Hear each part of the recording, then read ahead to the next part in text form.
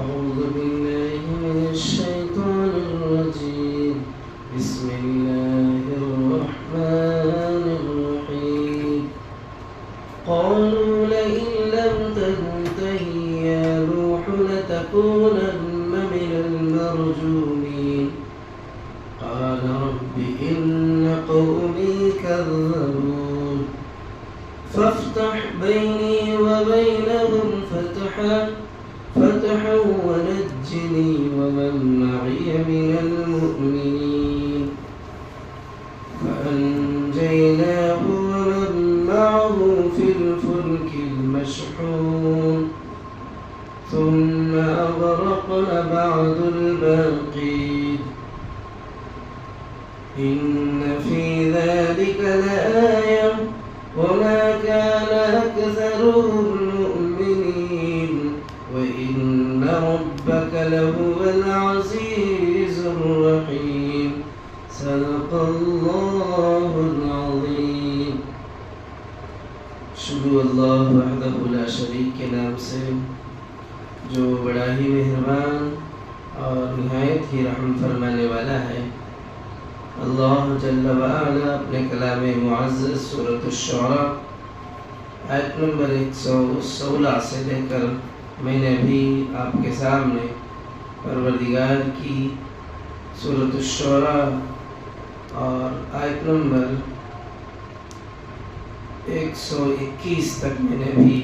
آپ کے سامنے تلاوت کی. آپ سن رہے ہیں گزشتہ دنوں سے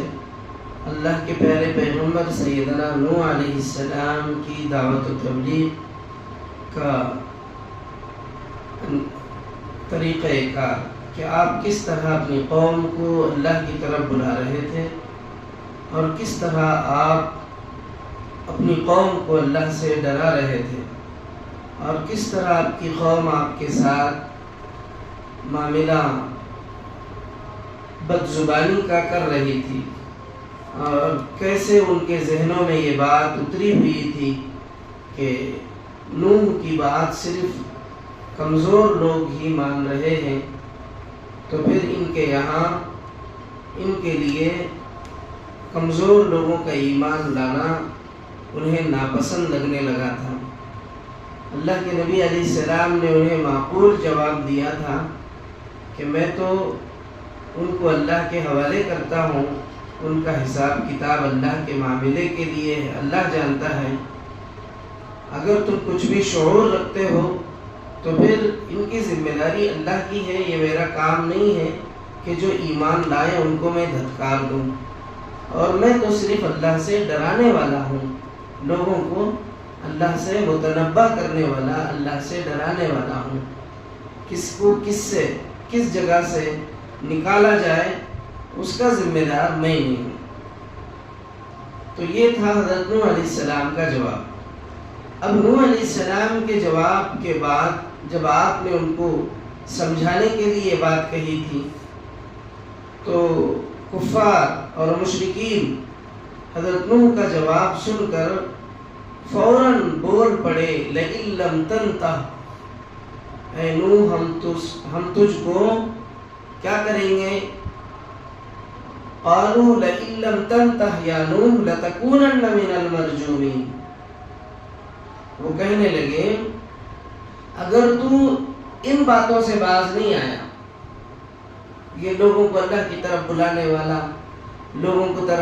کو اللہ کی طرف بلانا، خیر کی طرف بلانا، اچھائی اور سلامتی والے راستے صراط مستقیم پر اس راستے کی طرف بلانے والا کام اگر نہیں چھوڑا، اگر تو نے یہ عمل کرنا بند نہیں کیا، باز نہیں آیا، تو پھر پھٹکارے ہوئے لوگوں میں شامل ہو کر رہے گا. یعنی ہم تجھے جیسے قرآن مجید کے دوسرے جگہ میں ان کافروں اور مشرکوں کا جواب ہے کہ لَتَكُونَنَّ مِنَ الْمَرْجُومِينَ، تو انہوں نے کہا کہ ہم تمہیں پتھر مار مار کے ہلاک کر دیں گے. حضرت نوح علیہ السلام سے کہا کہ ہم تمہیں پتھروں سے مار مار کے تمہارا انجام ہی ختم کر دیں گے. جیسے روایتوں میں بھی ملتا ہے نوح علیہ السلام پر یہ لوگ کثرت سے پتھر مارتے تھے. حضرت نوح علیہ السلام پر اتنے پتھر مارے جاتے تھے کہ آپ کا جسم زخموں سے چور ہو جاتا تھا۔ نوح علیہ السلام کے ساتھ ان لوگوں نے ظلم و زیادتی کو روا رکھا، اور یہی ان لوگوں نے کہا حضرت نوح علیہ السلام سے کہ نوح، اگر تم اس کام سے لوگوں کو اللہ کی طرف بلانا، خیر کی طرف، اچھائی کی اور سلامتی کی طرف بلانا نہ چھوڑ دو گے تو ہم تمہیں پتھروں سے ماریں گے۔ تو یہ دھمکی حضرت نوح علیہ السلام کو دی، تو حضرت نوح علیہ السلام نے کہا اپنے رب سے، ربی ان قومی کذبون۔ حضرت نوح علیہ السلام کی قوم نے جب آپ کو اس طرح صرف یہاں پر اختصار کا خیال کر کے ان کافروں کا کہا جانا، ابتدا میں، شروع میں نوح علیہ السلام نے جب دعوت و تبلیغ کی محنت شروع کی، قوم کو اللہ کی طرف بلانا شروع کیا، اللہ کی وحدانیت کی طرف بلانا شروع کیا، تو اس وقت میں انہوں نے کیا کیا صرف اتنا ہی اختصار کے ساتھ بیان ہوا ہے۔ قرآن کی تفسیر میں اور احادیث صحیحہ میں ہمیں یہ معلوم پڑتا ہے نوح علیہ السلام نے سالہ سال تک اللہ کے بندوں کو اللہ کی طرف بلاتے رہے، اور آپ کی نافرمان مشرک قوم، آپ کی جو امت تھی، وہ آپ کو پتھروں سے مارتی رہی، پتھروں سے آپ کو مارتی رہی۔ اللہ کے نبی علیہ السلام نے جب بار بار ان کے ساتھ ظلم و جبر کا معاملہ ہوتا رہا، پتھروں سے مارا جانے لگا، پتھروں سے جب بار بار ان کو پریشان کیا جانے لگا، ان کے جسم کو زخمی کیا جانے لگا، تو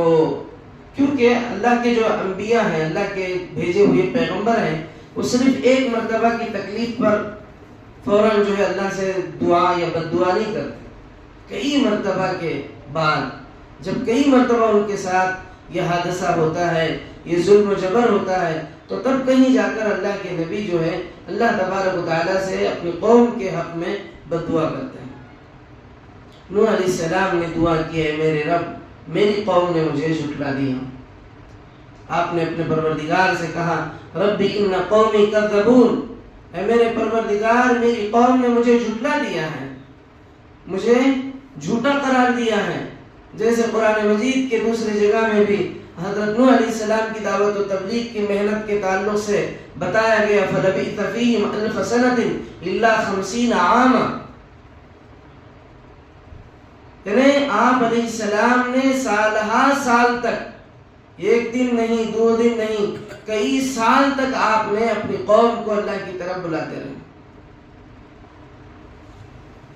سالہ سال تک۔ 950 برس کہا گیا ہے قرآن میں، الا 50 عاما، 950 برس تک آپ اللہ کے بندوں کو اللہ کی طرف بلاتے رہے۔ سورہ عنکبوت میں اللہ نے فرمایا فَلَبِثَ فِيهِمْ أَلْفَ سَنَةٍ إِلَّا 50 عاما۔ تو اتنے لمبے عرصے تک اللہ کے نبی علیہ السلام نے اللہ کے بندوں کو اللہ کی طرف بلایا۔ اور ایک جگہ میں اللہ فرماتے ہیں إِنَّكَ إِن تَذَرْهُمْ فَيُضِلُّ عِبَادَكَ وَلَا يَلِدُوا إِلَّا فَاجِرًا كَفَّارًا۔ نوح آیت نمبر 27 میں، اے رب، اگر تو نے انہیں چھوڑ دیا تو یہ تیرے بندوں کو گمراہ کریں گے، یعنی اگر ان کو ایسے ہی چھوڑ دیا گیا، اگر ان کو چھوڑ دیا گیا کہ چلو جو نافرمان ہیں، جو مشرک ہیں، اگر ایسے ہی چھوڑ دیا گیا تو یہ فرما برداروں کو بھی پریشان کریں گے۔ تو یہ حضرت نوح علیہ السلام سورہ نوح میں جس کا تذکرہ آیت نمبر 27 میں بیان ہوا ہے، اور اسی طرح دوسرے جگہ میں بھی سورہ ہود آیت نمبر 36 میں بھی اس کا ذکر ہے، لَن نُؤْمِنَ مِن قَوْمِكَ إِلَّا مَنْ قَدْ آمَنَ فَلَا تَبْتَئِسْ بِمَا كَانُوا يَفْعَلُونَ۔ تیری قوم میں سے جو ایمان لا چکے بس وہ لا چکے، اب کوئی ایمان لانے والا نہیں ہے، لہٰذا اب ان کے کرتوتوں پر غم کھانا چھوڑ دے۔ اللہ نے حضرت نوح سے فرمایا۔ حضرت نوح علیہ السلام فوراً جیسے کہتے ہیں حضرت نوح نے بد دعا کی، تو اس کا جواب دیا جا رہا ہے قرآن مجید سے کہ حضرت نوح علیہ السلام نے فوری طور پر اپنی قوم کو بد دعا نہیں دیا۔ 950 سال کے طویل عرصے تک آپ اپنی قوم کو بلاتے رہے، یہاں تک کہ پہلے اللہ نے اپنے نبی سے کہا، کیا کہا؟ جیسے سورہ ہود آیت نمبر 36 میں اللہ فرماتے ہیں لَن نُؤْمِنَ مِن قَوْمِكَ إِلَّا مَنْ قَدْ آمَنَ فَلَا تَبْتَئِسْ بِمَا كَانُوا يَفْعَلُونَ۔ تیری قوم میں اے نوح جتنے ایمان لانا تھا وہ لا چکے، جتنوں کو ہمیں ہدایت دینا تھا وہ ہدایت پا چکے ہیں، بس اب کوئی ایمان لانے والا نہیں ہے، لہٰذا اب ان کی کرتوتوں پر آپ غم کرنا، ان کے کرتوتوں پر غم کرنا آپ چھوڑ دو۔ یہ اللہ تبارک و تعالیٰ نے نبی مرسل حضرت سیدنا نوح علیہ السلام سے فرمایا۔ تو یہ بتانا یہاں یہ مقصود ہے کہ نوح علیہ السلام نے، جیسے اللہ نے صرف ان کے کچھ جوابات کے بعد اللہ کے نبی حضرت نوح کی دعا کا ذکر کر رہے ہیں، اس کا مطلب یہ نہیں ہے جیسے قرآن مجید کے دوسرے مقامات میں جیسے آپ کی محنتوں کا ذکر ہے، آپ نے کتنے سال تک اپنی قوم کے پیچھے دعوت و تبلیغ اللہ کی طرف بلانے والا عمل کرتے رہے، وہ اللہ تبارک و تعالیٰ یہاں جو ہے دوسری دیگر آیتوں کے ذریعے سے جو ہے آپ کے سامنے رکھا جا رہا ہے، تاکہ آپ کو پتہ چلے کہ اللہ کے نبی کتنے سال تک آپ نے اپنی قوم کو اللہ کی طرف بلایا۔ فَافْتَحْ بَيْنِي وَبَيْنَهُمْ فَتْحًا وَنَجِّنِي وَمَن مَّعِيَ مِنَ الْمُؤْمِنِينَ۔ اللہ کے پیارے پیغمبر نے فرمایا، اے میرے پروردگار، میرے اور ان کے درمیان دو ٹوک فیصلہ کر دے۔ اب معاملہ جو ہے لمبے اور طویل عرصے تک حضرت نوح علیہ السلام نے ان کو اللہ کی طرف بلایا، مگر وہ سننے کے لیے تیار نہیں۔ تو اللہ کے نبی علیہ السلام نے فرمایا، اے میرے پروردگار، میرے اور ان کے بیچ اب دو ٹوک فیصلے کر، یعنی فائنل فیصلہ، آخری فیصلہ فرما دے، اور مجھے جو مؤمن میرے ساتھ ہیں ان کو نجات دے، مجھے ونجنی ومن معی من المؤمنین، مجھے اور میرے ساتھ جو ایمان لے آئے ہیں آپ انہیں نجات دیجیے، یعنی بچا لیجیے۔ باقی آپ جیسے دیگر جگہ میں ربی لا تذر علی الارض من الکافرین دیارا، سورہ نوح میں اللہ فرماتے ہیں حضرت نوح علیہ السلام کے بددعائی کلمات کہ پروردگار زمین پر ایک بھی کافر کو زندہ نہ چھوڑ۔ تو اس طرح سے آپ نے جو ہے پہلے اپنے یعنی ان کی ہلاکت کا جو ہے کہنے سے پہلے آپ نے اپنے اور اپنے مومن ساتھیوں کی حفاظت کے تعلق سے اللہ سے فرمایا کہ میرے پروردگار مجھے اور میرے مومن ساتھیوں کو نجات دے، بچا لے۔ فَأَنْجَيْنَاهُ وَمَن مَّعَهُ فِي الْفُلْكِ الْمَشْحُونِ، آخر کار ہم نے اس کو اور اس کے ساتھیوں کو ایک بھری ہوئی کشتی میں بچا لیا۔ آخر اللہ تبارک و تعالیٰ جیسے روایتوں میں ملتا ہے، اللہ تبارک و تعالیٰ نے آپ کو حکم دیا کشتی بنانے کا، اور آپ نے اللہ کے حکم پر کشتی بنائی، اور کشتی بنانے بعد آپ کو اللہ تبارک و تعالیٰ اہل ایمان کو لے کر اور زمین پر بسنے والی مخلوقات کا ایک ایک جوڑا لے کر اللہ نے حکم دیا آپ کو اس کشتی میں سوار ہونے کا۔ لمبا واقعہ ہے، مگر یہاں اختصار کے ساتھ اللہ نے فرمایا کہ ہم نے آخرکار اس کو یعنی حضرت نوح کو اور ان کے ساتھیوں کو بھری ہوئی کشتی سے بچا لیا، یعنی کشتی کے ذریعے سے اللہ نے آپ کو نجات دی۔ وفارت النور قل نحمل فیہا من کل زوجین اثنین، جیسے قرآن مجید کے دوسری جگہوں میں اللہ فرماتے ہیں نوح علیہ السلام کے قوم پر جو عذاب آیا، وہ عذاب کا معاملہ اتنا بھیانک تھا کہ تنور سے بھی یعنی چولہے جو روٹیاں بنانے کے جو تنور ہوتے تھے ان جگہوں سے بھی پانی ابلنا شروع ہو گیا، نیچے سے اوپر سے چاروں طرف سے پانی ہی پانی، جدھر دیکھو پانی ہی پانی، اللہ کے عذاب کی شکل پانی کی شکل میں اللہ نے ان پر لے آیا، یہاں تک کہ اللہ تبارک و تعالی اہل ایمان کو نوح علیہ السلام کی قیادت میں کشتی کے ذریعے سے اللہ نے اس پانی سے بچا لیا۔ مگر جو نافرمان قوم تھی ان کا انجام جیسے قرآن کہتا ہے ثم اغرقنا بعض الباقین، اور اس کے بعد باقی لوگوں کو غرق کر دیا گیا، اللہ نے باقی لوگوں کو غرق فرما دیا۔ جو اہل ایمان تھے، اللہ کا یہی اصول ہے، زمانہ چاہے کوئی بھی ہو، زمانے سے کوئی تعلق نہیں ہے، کیونکہ زمانہ اللہ بناتا ہے۔ نوح کا زمانہ ہو یا محمد عربی کا زمانہ ہو، ہر زمانے میں نافرمانوں کا انجام برا ہی ہوتا ہے، فرمانبرداروں کا انجام ہمیشہ بھلا ہی ہوتا ہے۔ زمانے بدلنے سے اللہ کے فیصلوں میں بدلاؤ نہیں آتا۔ یہ اللہ تبارک و تعالیٰ قرآن مجید میں دیکھیے آپ سورۃ الشعراء ہی میں شروع میں قوم موسیٰ یعنی خبتیوں کا ذکر آیا، پھر ابراہیم علیہ السلام کا قوم کا ذکر آیا، پھر اب یہاں نوح علیہ السلام کا ذکر آ رہا ہے، اور اس کے بعد پھر آگے قوم عاد کا ذکر آئے گا، آگے اور ان قوموں کا ذکر آئے گا جنہوں نے نافرمانی کی اور اپنا انجام ختم کر لیا۔ نافرمانی کا انجام ہمیشہ برائی ہوتا ہے، یہی اللہ تبارک و تعالیٰ کا اصول ہے۔ زمانوں کے بدلنے سے اللہ کے فیصلوں میں بدلاؤ نہیں آتا۔ نافرمان چاہے کتنا بھی طاقتور ہو، نافرمانی کرنے والا چاہے کتنی بھی لمبی عمر کا مالک ہو، اللہ کے فیصلوں میں جو نافرمانی کے جزا اور سزا کا اصول ہے اللہ کا، وہی اصول ان پر بھی لاگو کیا جائے گا۔ یہی معاملہ ہر نافرمان کے ساتھ ہوگا۔ یہی اللہ تبارک و تعالیٰ نے اس قوم کا معاملہ فرمایا جو پچھلی قوم کا ذکر آپ نے سنا تھا، خبتیوں کا، جن کو بھی اللہ نے جو ہے پانی میں ہی غرقاب کیا تھا۔ اب یہاں پر بھی ان پر جو ہے پانی ہی کا عذاب آیا، اور اللہ آگے فرماتے ہیں ان فی ذلک لآیہ، اس میں بڑی نشانی ہے آپ لوگوں کے لیے،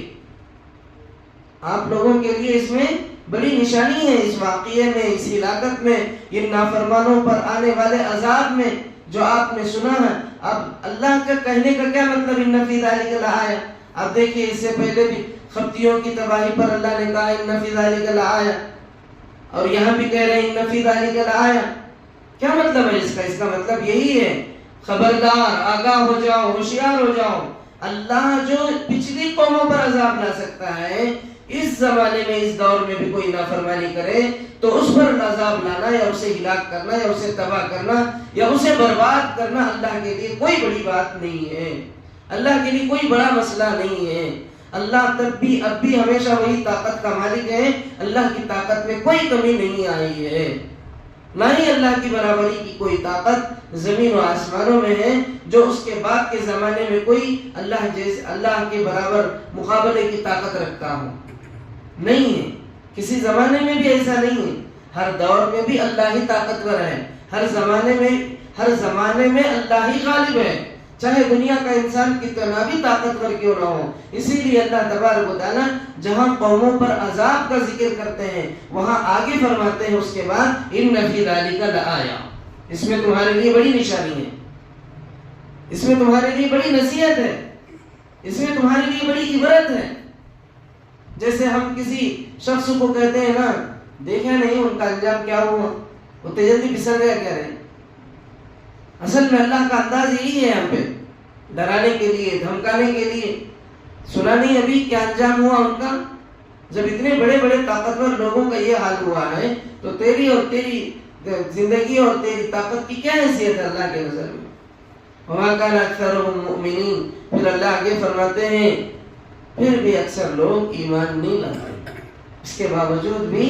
اکثر لوگ ایمان نہیں لاتے۔ وَإِنَّ رَبَّكَ لَهُوَ الْعَزِيزُ الرَّحِيمُ، پھر وہی باتیں دہرائی گئی جو اللہ تبارک و تعالیٰ نے پچھلی قوموں کی تباہی اور ان پر عذاب آنے پر جو باتیں دہرایا تھا کہ بے شک آپ کا پروردگار زبردست طاقت والا اور نہایت رحم کرنے والا ہے، رحیم ہے۔ رحیم بار بار کیوں بتایا جا رہا ہے اس بات کو؟ وہ رحیم ہے اس لیے تمہیں چانس اور موقع دے رہا ہے، ورنہ تو جب نافرمانی تم سے ہو جائے، گناہ تم سے ہو جائے، جب تم اللہ کی نافرمانی کر لو اسی وقت تو تم پر عذاب آنا ہے۔ مگر اللہ تم پر عذاب کیوں نہیں لایا؟ اس لیے نہیں لایا کیونکہ وہ رحیم ہے، اسی لیے تمہیں اور موقع دے رہا ہے، اس لیے ایک اور اللہ تبارک و تعالیٰ تمہیں ایک اور راستے سے، یعنی بھٹکے راستے سے پلٹنے، اللہ کی طرف لوٹ آنے، ہدایت کے راستے پر آ جانے کا ایک اور چانس، ایک اور موقع اللہ تمہیں اس لیے فراہم کر رہا ہے کیونکہ اللہ رحیم ہے۔ اگر وہ رحیم نہ ہوتا تو تمہارے کیے ہوئے گناہ پر فوراً عذاب، فوراً سزا، وہیں کا وہیں تمہیں دھسا دیا جانا، یا وہیں کا وہیں جہاں ہم نافرمانی کرتے ہیں، جہاں ہم گناہ کرتے ہیں، جہاں ہم غلطی کرتے ہیں، جہاں ہم اللہ کو ناراض کرتے ہیں، اسی جگہ پر اللہ کسی پتھر کو ہم پر برسا سکتا ہے، یا کسی آگ کے گولے کو ہم پر لا سکتا ہے، یا زمین ہی کو حکم دے کے وہیں پر ہمیں دھسا سکتا ہے، جیسے قارون کو دھسایا گیا، جس طرح سے دیگر قوموں پر عذاب آیا۔ اللہ کے لیے کوئی بڑی بات نہیں ہے، مگر پھر بھی اللہ تبارک و تعالیٰ عذاب نہیں لا رہا ہے، اس کا مطلب یہ ہے کہ اللہ رحیم ہے۔ رحیم ہونے کی وجہ سے اللہ تبارک و تعالیٰ موقع فراہم کر رہے ہیں تاکہ میرا بندہ اور موقع پائے اور راہ راست پر آ جائے۔